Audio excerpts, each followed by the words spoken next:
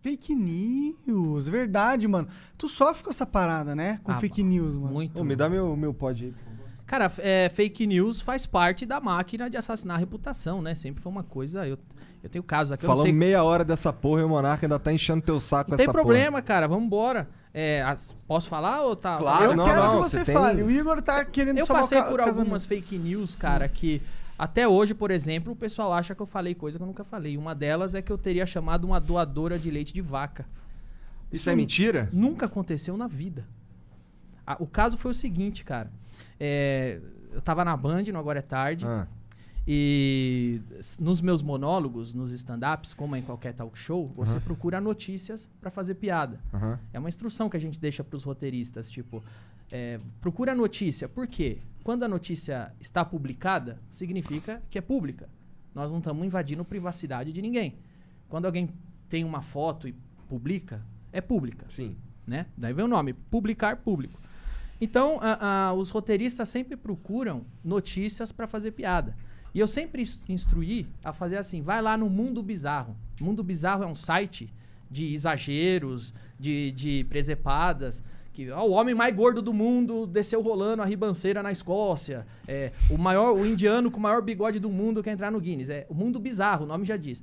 E aí tinha uma notícia no Mundo Bizarro que dizia o seguinte, que brasileira quer entrar no Guinness como maior produtora doadora de leite do mundo.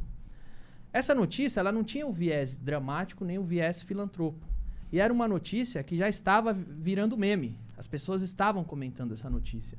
E um dos roteiristas achou que essa notícia, como estava sendo comentada e estava no Mundo Bizarro, tinha os elementos cômicos, tinha o exagero, tratava-se de entrar no Guinness, ele achou que seria uma boa fazer uma piada com isso. Uma piada com uma pessoa que já está virando meme, com uma notícia esdrúxula, que era o viés, mais uma vez. Nunca foi um viés filantropo, nem de dramático. Sempre foi brasileira, quer entrar no Guinness. É uma notícia sobre o Guinness. E ele fez a piada. E a piada que eu contei no programa foi, ela quer entrar no Guinness como a maior produtora de leite do mundo, mas o Kid Bengala já entrou também nessa categoria. Tem nada a ver com ela. Não, teve nada a ver. De fato, uma piada. Tem a estrutura de piada, tem o setup, tem o punch. A piada tem uma estrutura própria, como qualquer obra literária. Você consegue dissecar. E ela, no papel da piada, ela era o setup da piada, não era o punch. O setup é o fato. O punch é a distorção cômica. Ela fazia parte do setup, do fato. Brasileira quer entrar no Guinness como maior doadora de leite do mundo. Aí vem a distorção cômica. Kid Bengala, a gente subverte o leite e faz a piada. Foi essa piada que foi contada. Eu contei ela no programa. Aí a gente mostrou a foto dela, porque a foto dela estava publicada, era pública. E foi essa piada que eu fiz. O Mansfield ainda pegou um pouco mais pesado que eu, que o Mansfield ainda falou... Mas Olha tu só, nem falou que ela tinha nada a ver com vaca, então? Nada. O Mansfield ainda fez uma piada mais pesada que ele falou... Essa daí não faz espanhola, faz a Europa inteira, porque ela tinha os peitos grandão. Foram essas piadas que foram feitas. Passou batido, foi uma piada como qualquer outra que a gente já Ela fez. tinha realmente os peitos grandes? Tinha a foto dela, que ela Isso segurava é meio poético, os peitos, inclusive. assim, sim. Então, por todos os fatos que eu disse... que é poético? Porque ela tá querendo o Guinness de melhor, mais leite que dá, né? Por isso que é poético. Pô, mas deve ser por isso que o peito dela é grandão, pô. Então, entendeu? E essa é a piada. Por que é poético, tá? É poético porque, porra, se tem uma piada pronta, é essa merda, caralho. Tá bom. Essa foi a piada feita. Nada mais do que isso. Não teve nada de vaca. Ninguém falou vaca. Quem que disseminou essa Terminou a piada, a gente tocou a vida como... Pra gente foi uma das muitas outras piadas que a gente fazia com notícias do site Mundo Bizarro. E tocamos a vida. Depois de semanas, ela aparece na imprensa chorando. E na Carta Capital, foi a primeira revista que deu a manchete, Danilo Gentili chama a doadora de leite de vaca. E aí ela aparece chorando... Tinha que ser na Carta Capital. Foi lá que começou. Ela aparece chorando, dizendo que agora, por minha culpa, eu a chamei de vaca, e as pessoas estavam chamando ela de vaca, o leite dela secou, e na real ela só era uma filantropa que ajudava crianças. Aí a notícia mudou o viés.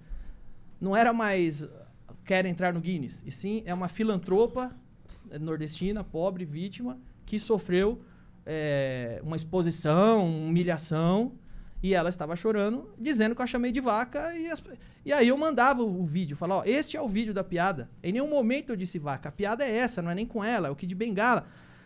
Cara, isso foi pra Folha de São Paulo, isso foi pra Isto É, e todos os lugares noticiou que eu chamei uma doadora de lei de vaca. Isso nunca aconteceu. A partir do momento que essa é a narrativa, que essa é a manchete, já existe uma pressão.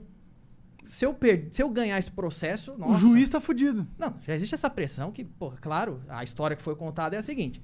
Ela tava fazendo caridade, doando leite, ajudando crianças. Eu apareci lá e falei, olha que vaca! Vaca. Sim, nesse contexto eu seria um bosta. Mas não foi esse o contexto, não foi isso que aconteceu. Mas essa foi a versão que ficou.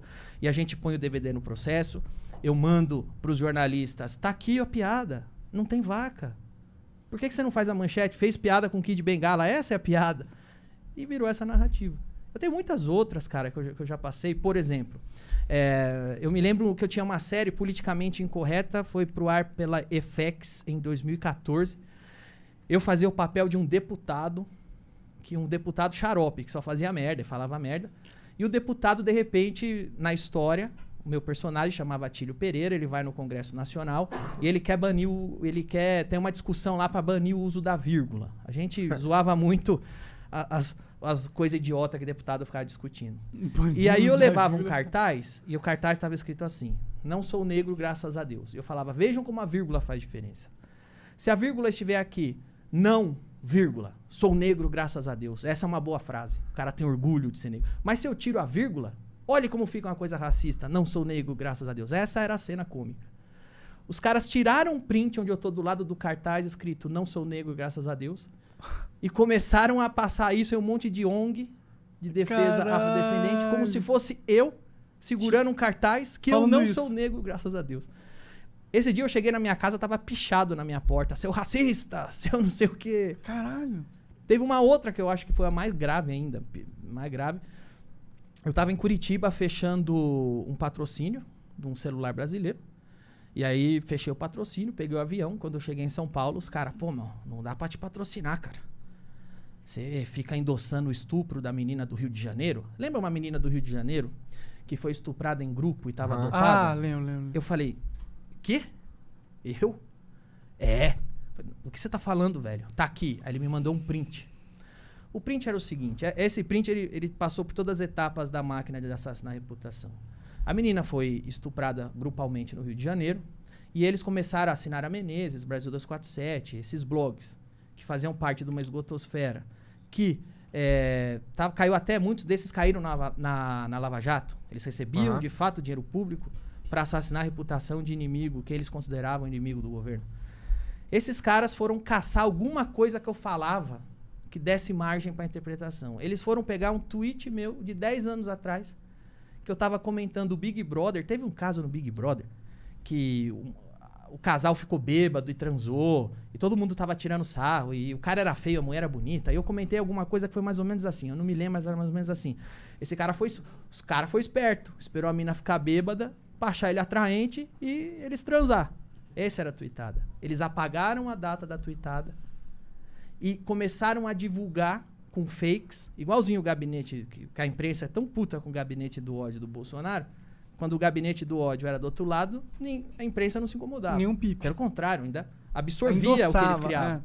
Aí eles pegaram esse meu print, apagaram a data e começaram a compartilhar como se aquela fosse uma opinião minha a respeito do estupro do Rio de Janeiro que estava acontecendo naquele dia.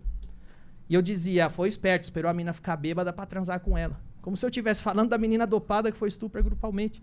Sendo que era uma tweetada de 10 anos atrás a respeito de uma galhofa do Big Brother. Caralho. E aí, cinicamente, eles começam a compartilhar. E isso tá lá na esgotosfera, tá lá nos blogs sujos. A hora que vê, sobe pro mainstream. Tá na Carta Capital. A hora que vê, sobe pra Folha, sobe pro mainstream. E a mentira vira verdade. A ponto de eu chegar em casa, ligar no Sport TV. O Sport TV não tem nada a ver com esses assuntos. E o Trajano tá falando. Inclusive, o Danilo veio aqui um tempo atrás e faz apologia ao estupro. Olha a máquina. Onde começou e onde parou. Isso a gente sofreu muito. Tem muita gente que simplesmente não vai ver realmente qual é da informação. Jamais. Os caras trabalham com manchete. Ninguém lê a notícia. Se você promover uma manchete, pronto, eu chamei a doadora de lei de vaca e acabou. E eles já saem apedrejando. E aí o sistema jurídico acompanha isso, que é bizarro. E aí é isso. Aí o Trajano falou que fazia apologia. Só que veja bem, apologia ao estupro é crime. Não é uma opinião que eu faço apologia. É um crime que tá... É igual falar, você é estuprador. Pô, isso é pesado, pô. Você tem que provar. Eu faço apologia ao estupro, tem que provar. Mas foda-se. Então eu já passei muito por isso. Eu falo, cara, é um milagre que eu ainda tenho uma carreira. Porque é um milagre. É o que eu falei, se o Wilson, no começo da entrevista, se o Wilson Simonal tivesse internet, provavelmente o Pasquim não teria acabado com a vida dele. Você atribui à internet a sua imunidade, então? Eu atribuo a internet ao megafone, porque quando eu vou e falo, pessoal, vejam aqui, apagaram a data do print. Olha essa mentira. Vejam aqui, eu não chamei ela de vaca. Aí você fica com as pessoas. Você tem um contra-ataque. Você tem pelo menos as pessoas que se importam com a verdade e vão pesquisar.